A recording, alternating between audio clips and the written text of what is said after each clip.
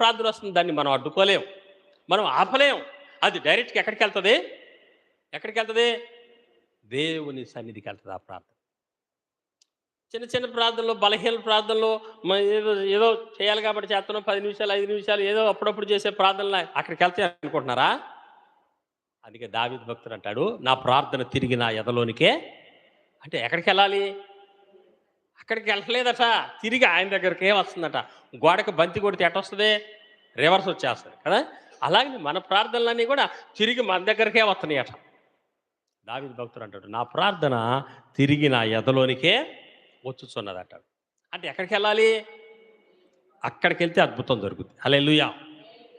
వాళ్ళు నిత్యము దేవుని సన్నిధిలో ఉండే దైవ సేవకులు ప్రార్థన చేస్తూ ఎప్పుడు దేవునికి సమీపముగా, ఎప్పుడు దేవుని సన్నిధిలో గడుపుతున్నారు కాబట్టి వాళ్ళ ప్రార్థనలన్నీ దేవుని సన్నిధికి వెళ్తున్నాయి కాబట్టి మనం సమాధానంగా నెమ్మదిగా ఉంటాం, మనం ఆరోగ్యంగా ఉంటాం, మనం జయం పొందుకుండా ఏ పని చేసినా కానీ సమాధానంతో, నెమ్మదితో, ఆరోగ్యంతో మన సమస్యలన్నిటినీ ఆయన సమస్యలుగా ప్రార్థన చేస్తూ ఉంటాడు. అందుకే మనం ఇలాగనే మనం మనం మనంత గొప్పవాళ్ళం, మనకంత గొప్పతనం ఏమి మీకు కాదులే, నాకు చెప్తున్నా, నాకంత గొప్పవాడినే కాదు, అంత గొప్ప ప్రార్థనా పరుని కూడా కాదు. కానీ వాళ్ళ వెనక ఏముంది? వెనక ఎవరు చేస్తున్నారు నా గురించి ప్రార్థన? దైవ సేవకులు చేస్తున్నారు. అందుకే నేను ఐసీలో ఉన్నప్పుడు నా వెనక ఒక ముగ్గురు దైవ సేవకులు నిలబడి బైబిల్ పట్టుకొని తెల్లని వస్త్రాలతో కన్నీటితో ప్రార్థన చేయడం దేవుడు చూపించాడు. వాళ్ళకి ఏడ్చి ఏడ్చి ప్రార్థన చేస్తున్నారు నా కోసం.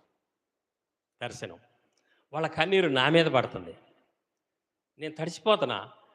అప్పుడు నాకు వచ్చి ఎవరని చూస్తే ఎవరూ లేరు అక్కడ.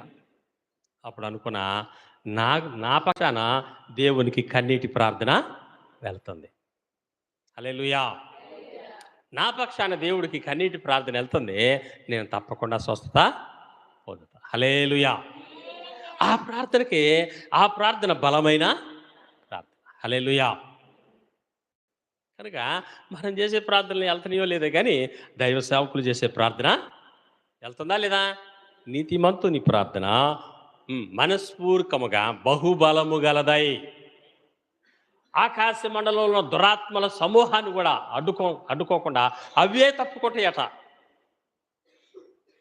బలమైన ప్రార్థన అవి కూడా ఆపలేవట, అవి ఆపుతాయట, అడ్డుకుంటాయట ప్రార్థనల్ని. ఈ బలమైన ప్రార్థన వెళ్ళిపోయి దేవుని సన్నిధికి వెళ్ళి అక్కడ జయాన్ని పొందుకొని వస్తుంది. హల్లెలూయా. దైవ సేవకుడు ఉదయం 6 గంటలకి కొండెక్కాడు, దేవుని కర్ర పట్టుకొని అక్కడ చేతులు ఎత్తి ప్రార్థన చేయడం మొదలుపెట్టాడు. చేస్తున్నాడు కొన్ని గంటలు అయిపోయింది, 12 అయింది, 1 గంట అయింది. చేతులు ఏమైపోతున్నాయి? బరువు ఎక్కువైపోతాయి. చేతులు పైన నిలపలేకపోతున్నాడు.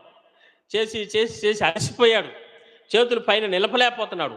మళ్ళీ 6 గంటల వరకు ఉంది యుద్ధం. ఈ లోపు ఏమవుతుందంటే చేతులు పైకెత్తి ప్రార్థన చేసినప్పుడు మళ్ళా బలం తెచ్చుకొని, మళ్ళా శక్తిని తెచ్చుకొని కూడగట్టుకొని మరలా చేతులు పైకి లేపుతున్నాడు, ప్రార్థన ప్రారంభిస్తున్నాడు. మళ్ళీ ఆయన ప్రార్థన చేసినప్పుడు సైన్యంలో బలం వస్తుంది, ఉద్యమం వస్తుంది, శక్తిని ఇస్తున్నాడు, జయాన్ని ఇస్తున్నాడు, వాళ్ళు గెలుస్తున్నారు. మళ్ళీ ఆయన చేతులు బరువు దిగిపోయినప్పుడు అపజయం, గెలవలేకపోతున్నారు, వాట మీద రైతు. ఇవంతా ఒక ఇద్దరు గమనించారట. అసలు ఎందుకు ఇలా జరుగుతుంది మనకి? అసలు ఎందుకు మనం ఓడిపోవటం ఏంటి? మన చరిత్రలో లేదు కదా ఓడిపోవటం అనేది. ఇదేంటి అమాలేకీయుల చేతిలో మనం ఓడిపోయినట్టుగా చుట్టుపక్కల దేశాలన్నీ చెప్పుకుంటాయి కదా, అసలు ఎక్కడుంది ప్రాబ్లం అని చెప్పి ఊరు హారూనులు అనే ఇద్దరు గమనించారట. ఆలోచించి చూస్తే దైవ సేవకుడు గమనించారట. దైవ సేవకుడు చేతులెత్తి ప్రార్థన చేసినప్పుడు జయం వస్తుంది మనకి. వాళ్ళే చెప్తున్న స్టేట్మెంట్ అక్కడ ఉంది, చదవండి. మోషే చేతులు బరువెక్కగా ఒక రాయి తీసుకొని వచ్చి వెంటనే పరిగెత్తుకుని కొండ మీదకి వెళ్ళారట ఊరు ఆరోనులు.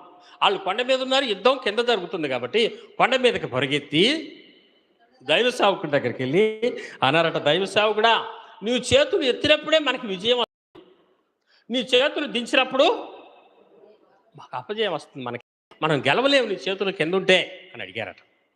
ఎదురాడు, అయ్యా నేను ఎత్తలేను, నా వల్ల కావట్లేదు. ఉదయం నుంచి చేతులు పైకెత్తి ప్రార్థన చేస్తున్నారు.